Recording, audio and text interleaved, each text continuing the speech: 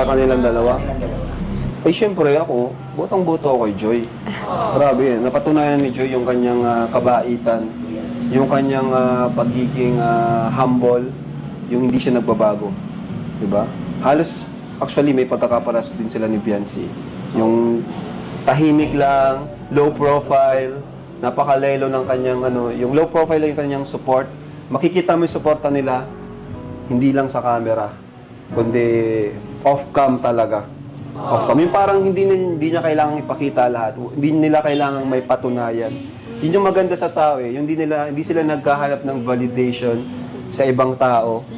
Alam nila na sa sarili nila na totoo yung ginagawa nila na sumusuporta sila. Alam nila yung kilala nila yung sarili nila. Joy Matubang. Ay! Joy Matubang.